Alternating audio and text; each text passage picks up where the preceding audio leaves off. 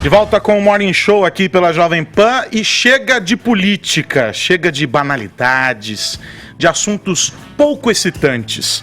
Nosso papo agora é sobre sexo e, para tanto, estamos na companhia de duas pessoas que entendem muito do assunto. A psicóloga Paula Napolitano, a nossa fiel colaboradora aqui neste programa, e a modelo e empresária Núbia Oliver. Tudo bem com vocês? Sejam bem-vindas aqui ao Morning Show. Obrigada, bom dia, gente. Nossa, adorei essa. Entendem muito de sexo. Olha, ficamos com uma carga agora. Bom dia, Paulinha. Pesado. Achei que você ia falar Vinícius Moura. Olha só.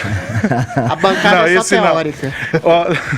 Olha só, Núbia, você sabe que aqui no programa a gente já falou sobre tudo, né? Todo tipo de debate, discussão, muitos deles em alta temperatura. Já entrevistamos algumas das mais importantes personalidades da TV, da música, da política. Já falamos de prisão do Lula, de eleição de Bolsonaro, enfim. Não faltou tema polêmico, tema quente. Mas você sabe qual é, entre as centenas de vídeos produzidos aqui por este programa, o terceiro mais visto Da história do Morning Show, com quase 2,5 milhões de visualizações? Você não faz ideia. Não faço Então ideia. vamos ver, esse aqui, ó. Nesse dia eu me lembro muito bem, onde eu tive essas 4 pessoas, eu falei, isso tá me fazendo muito mal, isso não é normal. Aí sim você procura o especialista, ele vai te explicar todos os pontos, como a doutora aqui tá explicando, e realmente que isso é uma compulsão, isso é uma doença, vai te fazer mal, te prejudica, te coloca em risco, entendeu? Então eu fiquei aí mais ou menos um ano pra perceber isso. Meu tratamento, ele durou mais ou menos uns 2 anos, né? Porque aí você entra com ansiolíticos, gente, não vá tomar por conta própria, por favor, né? Com terapias, entendeu? Porque você não começa com remédio e na segunda semana você já tá bem, né? Você tem um processo, é como uma depressão, você tem um processo de tratamento e depois de todo o desmame dos remédios. Bom, nesse trechinho aí que a gente mostrou, você contava uma experiência sexual tua, e segundo seu próprio relato, você transou com 4 pessoas em uma só noite. Sim. E aí, Foi aí que ela descobriu que ela estava dependente Sim. de sexo. É uma pergunta que eu Sexólatra. tinha feito. Na minha época, digamos assim, era ninfomaníaca. Hoje eu não sei que a doutora pode explicar mais essa disfunção sexual que talvez a pessoa tenha, né? É. Mas na época era uma doença. Sofri muito, né? Acho que qualquer vício que você tenha e que isso te prejudique, você acaba sofrendo, né? Exatamente. Não é... Isso causa polêmica até hoje, quando eu relato isso. Todo mundo acha que é bom, olha, ser viciado em sexo, é gostoso. É gostar muito, né, Não foi legal, eu precisei fazer tratamento. o que isso mudou mudava na tua rotina, no seu dia a dia? Porque é legal, mas numa parte. E no resto, nas outras horas do dia? Você não tinha rotina, você só ficava naquela função.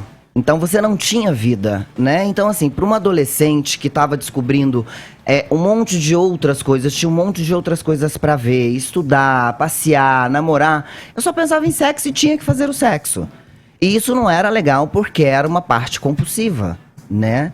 E a partir do momento que você também começa a tomar remédio, vem os efeitos colaterais, que também não é legal. Aí depois vem a parte do desmame, que a doutora pode explicar. É pior ainda. Desmame. Entendeu? É desmame dos remédios, não né?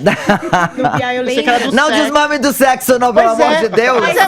Mas eu me lembro também de você falar que além dessa vontade, enfim, de sempre fazer sexo, procurar esquematizar para fazer, como que vai, quem vai, não sei o quê, também tinha um lance de uma frustração, assim, a hora que terminava, né? Porque o sexo é o objetivo de chegar a um prazer enorme, atingir o orgasmo. Seria como uma masturbação a 2, né? Não tem o lado do afeto mais conjugal, mais Sim, próximo. claro. Então, o sexo, ele tem que ser gostoso, não necessariamente que você tenha que chegar ao orgasmo todas as Exatamente. vezes. Mas tem um prazer Mas tem o prazer né? satisfatório, exatamente.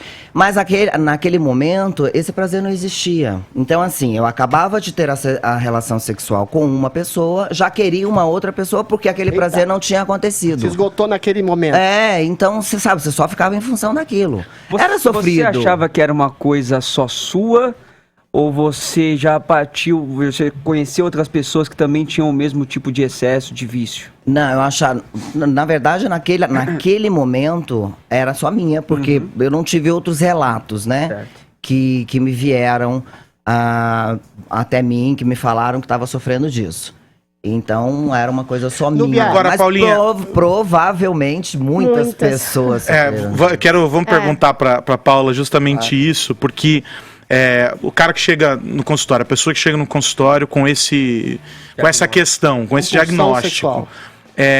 ela se vê sozinha no mundo. Mas como é que é a partir dali? Como é que é o tratamento, o acompanhamento? A Nubia falou rapidamente sobre, mas queria que você entrasse nesse detalhe sobre como muda a vida da pessoa e a busca para sair dessa situação. De modo geral, todos os transtornos ou disfunções, elas trazem sofrimento e a pessoa costuma achar que é só ela que passa por aquilo e fica sofrendo sozinho, porque tá todo mundo falando do bem bom, do quanto transa, da maravilha, e a pessoa acha que tá sozinha, né?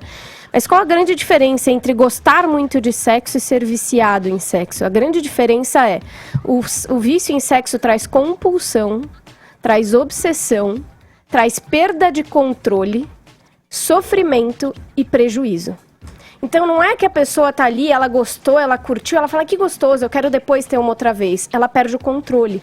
Não é ela controlando, ela tem que, ela precisa daquilo de novo. E vivem só em função daquilo, né? Não Exatamente. tem uma outra...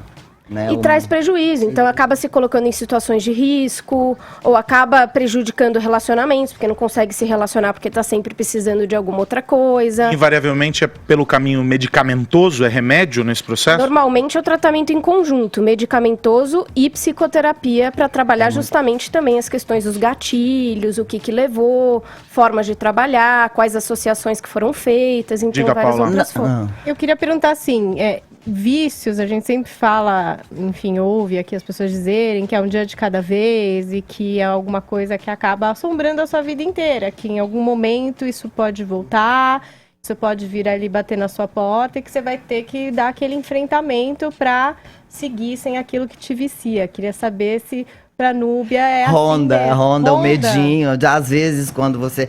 Não nessa compulsividade em parceiros, tá? A hora que eu me vejo numa compulsividade, né, um pouco maior, hoje a gente tem, né, um pouquinho de controle psicológico, né, as meditações que a gente acaba fazendo. Eu já sou uma mulher madura, mas naquela época eu tinha de 18 para 19 anos. O procurar ajuda já foi difícil. O falar, a terapia eu não fiz porque eu achava isso vergonhoso. Chegar para alguém, né, e contar, falar, ai, olha, eu saí com 4 pessoas, eu acho que isso é prejudicial. Julgar, né? Mas você teve medo quando você estava lá concluindo o tratamento? Você teve medo de voltar a fazer sexo e desencadear um processo de compulsão de novo? Esse medo, como ela falou, esse medo existe para todos nós que por um período passamos por um vício, tá? Vício do cigarro, vício da qualquer outro tipo de vício que você possa vir a ter. E esse controle, ele tem que existir o tempo todo, né? Então, a hora que você vê que você tá ali numa pegada mais quente, você se segura, foca a tua coisa no exercício, numa meditação, numa leitura. Aí você respira um pouquinho e volta para a normalidade. Esse autoconhecimento, ele é muito importante, né? De você ir percebendo e começar a ver se tá indo para um outro caminho. E tem sempre estar pensando no onde eu tenho outros prazeres e onde eu tenho alívios de ansiedade de outras formas também, né? Por isso que a gente fala muito pro viciado, digamos assim. Você tem que querer em primeiro lugar. Existem várias formas para você se tratar. Mas você tem que querer. Então, assim, o querer, eu não quero voltar a ser doente. Então, o que eu faço? A hora que eu vejo que pode ter a possibilidade de dar uma escorregadinha ali, eu vejo, né, outras alternativas. Existem hoje milhares, né? Até joguinhos de celular, enfim, que não existia na época. E aí eu me disperso por outro lado.